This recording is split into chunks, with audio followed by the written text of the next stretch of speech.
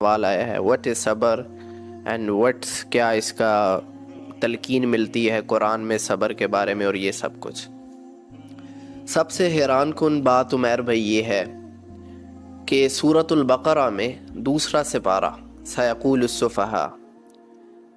اس کے second page پہ آپ کو جو رکوع ملتا ہے اس میں یا ایھا الذین آمنوا استعینوا بالصبر والصلاۃ، کہ نماز کے ذریعے صبر حاصل۔ اب دیکھیں پہلے سب سے پہلے صبر کو ڈسکس کر لیتے ہیں، پھر اس کے بعد آگے صبر کی مسکانسیپشن ہے۔ اچھا، صبر کس چیز کو کہتے ہیں؟ صبر اس چیز کو کہتے ہیں، ایک ایگزامپل دے کے آپ کو سمجھاؤں گا کہ صبر کس چیز کو کہتے ہیں۔ اگر آپ روڈ پر نکلتے ہو، آپ نے ایک شاپ تک جانا ہے، آپ نے کسی مارکیٹ تک جانا ہے، آپ نے یہ ارادہ کیا ہے کہ آپ نے اس مارکیٹ تک جانا ہے۔ اب آپ راستے میں چل رہے ہو اور طوفان آ گیا ہے، ہوا چل رہی ہے، بارش شروع ہو گئی ہے، بہت طوفان آ گیا ہے، سب آپ کو کنڈیشنز مشکل ہو گئی ہیں، لیکن آپ کانسٹنٹلی چلتے جا رہے ہو کیونکہ آپ نے ارادہ کیا ہے آپ نے اس مارکیٹ میں جانا ہے۔ تو اب یہ جو آپ سٹرگل کر رہے ہو نا کہ وہ بارش ہو رہی ہے، طوفان ہو رہا ہے، لوگ آپ کو روک رہے ہیں، لیکن آپ نے ادھر جانا ہی جانا ہے، تو وہ جو آپ سفر طے کر رہے ہو نا، وہ جو سٹرگل کر رہے ہو، اس کو کہتے ہیں صبر۔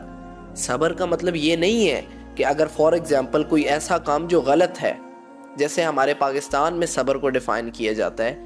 کہ آپ نے میرے ساتھ غلط کیا اور میں اس پہ خاموش ہو جاؤں، یا سوسائٹی میں کچھ غلط ہو رہا ہو اور ہم اس پر خاموش ہو جائیں، گھروں میں کچھ غلط ہو رہا ہو اور ہم کہیں صبر کرو۔ نہیں، صبر یہ جو چیز ہے نا کہ اگر آپ کچھ غلط ہو رہا ہے سوسائٹی میں، گھروں میں، 2 لوگوں کے درمیان، 4 لوگوں کے درمیان، اور اگر آپ اس کے خلاف آواز نہیں اٹھاتے اور کہتے ہو میں صبر کر رہا ہوں، تو یہ تو آپ غلط کر رہے ہو،